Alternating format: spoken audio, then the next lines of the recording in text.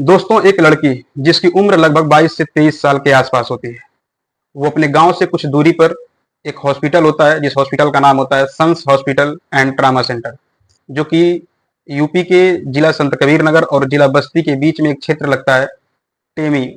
जो हाईवे है ना, लखनऊ और गोरखपुर को जोड़ता है, उसी हाईवे पर यह अस्पताल होता है और उस अस्पताल में ये लड़की पिछले 12 से 13 महीनों से काम कर रही होती है। लेकिन वो लगभग पिछला जो 7 तारीख था ना, 7 अप्रैल रात 11 बजे के आसपास अपनी माँ को कॉल करती है और बोलती है कि माँ, मैं घर आना चाहती हूँ, मैं कल घर आ रही हूँ। और उसके पिछले 3 दिनों पहले वो हॉस्पिटल गई थी, यानी कि वो हर संडे अपने घर आती थी, केवल संडे को। उसकी माँ बोलती है, अभी तो पिछले 3 दिन पहले तुम गई हो, क्या बात है बताओ। फिर वो लड़की कुछ सोच समझ कर बोलती है, चलो कोई दिक्कत नहीं है, बस वैसे ही मन कर रहा था घर आने का। वहीं पर फोन उनका कट होता है और उसी माँ के पास सुबह होते ही उसी हॉस्पिटल के जो ओनर होते हैं वो कॉल करते हैं और बोलते हैं कि आप जल्दी से हॉस्पिटल आ जाओ, आपकी लड़की का तबीयत बहुत ही ज़्यादा सीरियस है। जब माँ बोलती है कि उसको हुआ क्या है, उससे बात कराइए हमारा, तो बोलता है कि नहीं, बात क्या कराएं, आप आ जाओ। जब माँ इस बात का प्रेशर डालती है कि नहीं, आप उससे बात कराओ, तो हॉस्पिटल का ओनर तुरंत एक ही जवाब देता है कि आपकी बेटी मर चुकी है। जी हाँ दोस्तों, आज की इस वीडियो में हम इसी सच्ची घटना के बारे में बात करेंगे।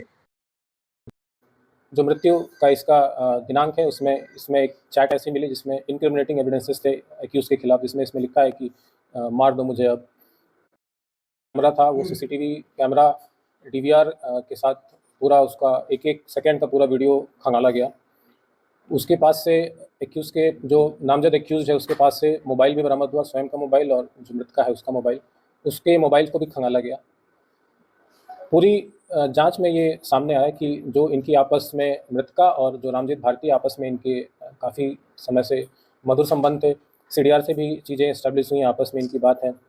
इनकी चैट भी हमने प्राप्त की। चैट में भी दिनांक जो मृत्यु का इसका दिनांक है उसमें इसमें एक चैट ऐसी मिली जिसमें इनक्रिमिनेटिंग एविडेंसेस थे एक्यूज के खिलाफ, जिसमें इसमें लिखा है कि मार दो मुझे अब। साथ ही जो सीसीटीवी फुटेज हमने वहाँ से बरामद किया उसमें कई जगह पे छेड़खानी हमको मिली, कई उसमें मिसिंग सीसीटीवी फुटेजेस के एक एक 2-2 मिनट के उसमें लिंकेज मिले। मॉर्निंग के समय 7:03 से लेकर 7:23 तक पूरा 20 मिनट का जो अंतराल होता है वो पूरा सीसीटीवी फुटेज का गायब मिला। जो एक्यूज़ का मोबाइल था उसमें से कई मैसेजेस पूरे तरीके से डिलीट पाए गया। तो ये सारे चीज़ें बहुत ही ज़्यादा इंक्रिमिनेटिंग थी एक्यूज़ के खिलाफ। फिर एक्यूज़ से भी इसके संबंध में जब गहनता से पूछताछ की गई, एक्यूज़ ने अपनी पूरी घटना कैसे उसने कारित की उसने बताया। इसने बताया कि दिनांक 7 अप्रैल यानी घटना के पूर्व रात्रि में लगभग 8 से 9 के बीच में इसके बीच में और मृतका के बीच में अल्टरकेशन हुए थे छत के ऊपर। लगभग 16 से 17 मिनट तक ये लोग छत पे रहे। वहाँ पे इनके बीच में गाली गलौज मारपीट भी हुई। इसने गला भी दबाया था एक्यूज़ ने इसका। फिर हॉस्पिटल की एक स्टाफ है फातिमा, वो बीच में आ गई, तो उसने फिर वो घटना जो इनके बीच में हो रही थी वो बीच में रुक गई। फिर तीनों फिर छत से उतर गए। उसके बाद घटना का इसने बताया कि मॉर्निंग 7 ओ क्लॉक इसने पूरे प्लान तरीके से जो सीसीटीवी वहाँ पे मौजूद हैं पहले उसने उसको बंद किया। फिर उसके जहाँ मृतका सो रही थी उसके कमरे में गया, उसमें इसकी घटना कारित की। घटना कारित करने के बाद बाहर निकला और चूँकि जो दरवाज़ा है वो हार्डली 6 फीट का है, इसने फिर उचक के उसको बाहर से ही दरवाज़ा बंद कर दिया और फिर वापस आके अपने जगह पे सो गया। तो ये पूरा एक प्लान तरीके से इसने घटना कारित की है। अभी इसमें जो एक्यूज़ के और जो मृतका के मोबाइल एक्यूज़ के पास से बरामद हुए हैं, इसमें कई एविडेंसेस मिसिंग हैं, कई मैसेजेस डिलीट कर दिए हैं, कई चीज़ें उसमें से डिलीट पाई गई हैं। इसको फॉरेंसिक लैब हम भेज रहे हैं। फॉरेंसिक लैब से जब चीज़ें रिकवर होंगी तो और भी इसमें एविडेंसेस एस्टैब्लिश होंगे।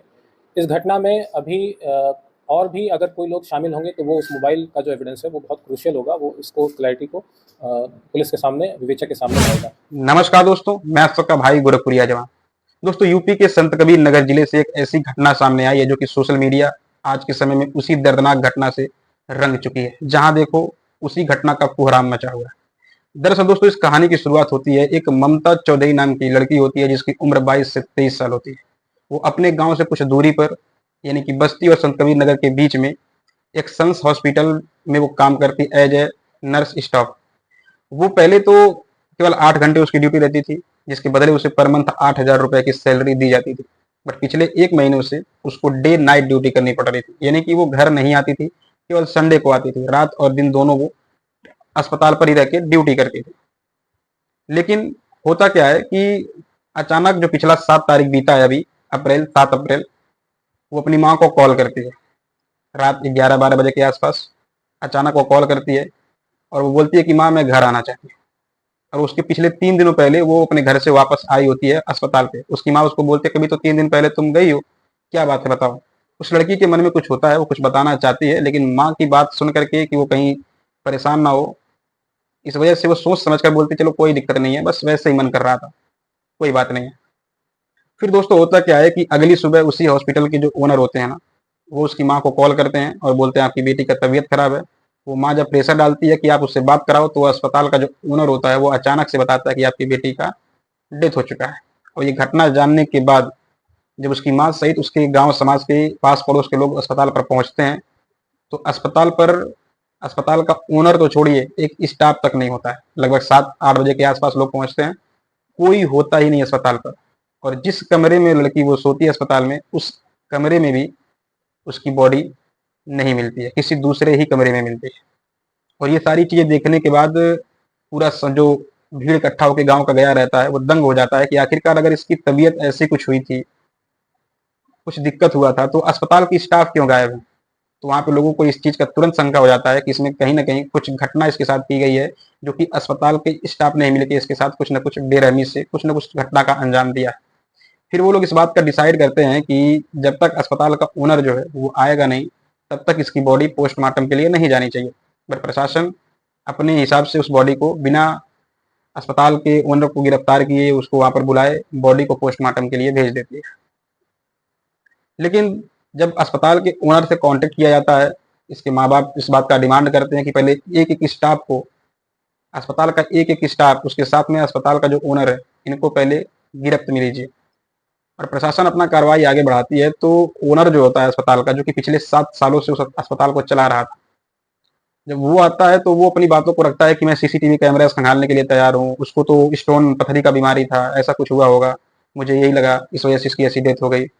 लेकिन जब प्रशासन थोड़ी सी कड़ी कार्रवाई की कि तुम लोग भाग क्यों गए थे, अगर तुम लोग गलत नहीं थे तो तुम्हारा पूरा स्टाफ कहाँ चला गया था, वो सारी कार्रवाई होने के बाद और साथ ही साथ जो पोस्टमार्टम रिपोर्ट आया वो तो अलग ही, मतलब वहाँ जब पोस्टमार्टम रिपोर्ट आया ना, और वो जो पोस्टमार्टम रिपोर्ट जो चीज़ें कह रहा था, वो कहने के बाद अस्पताल के जो मालिक थे ना, उनके पास कहने के लिए कुछ था नहीं सिवाय सच्चाई कबूल लेने के लिए।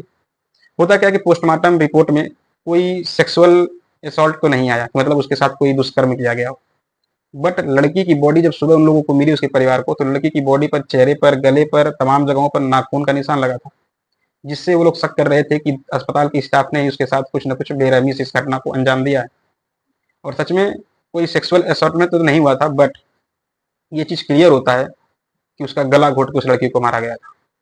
और जब अस्पताल का जो ओनर था, प्रशासन उससे कड़ी तरीके से जब पूछताछ करती है, तो अस्पताल का जो ओनर होता है वो इस बात को एक्सेप्ट करता है कि जी, मतलब उसको उसी ने मारा हुआ। अब उसके पीछे की जो कहानी है वो थोड़ा ध्यान से सुनिएगा। दरअसल दोस्तों होता क्या है कि इस लड़की का और उस अस्पताल के जो ओनर है, उनके बीच में कुछ चल रहा होता है। आप यूँ माने कि अस्पताल का जो ओनर था, इन दोनों में प्रेम प्रसंग चल रही थी और 1 महीने से लगभग ये लड़की अस्पताल पर ही रहती थी, रात में भी नहीं जाती थी, मतलब चौबीसों घंटे उस अस्पताल पे ही वो रहती थी। लेकिन अस्पताल का जो ओनर था उसको इस बात का जानकारी कहीं से मिलता है कि ये लड़की जो है कहीं और बात करती है, इसके सिवा भी कहीं और बात कर रही है। इस चीज़ को लेकर के यानी कि 7 अप्रैल को रात में ये लोग छत पे एक दूसरे से लड़ाई करते हैं, इसी बात को लेकर बहस होती है, लड़ाई होती है।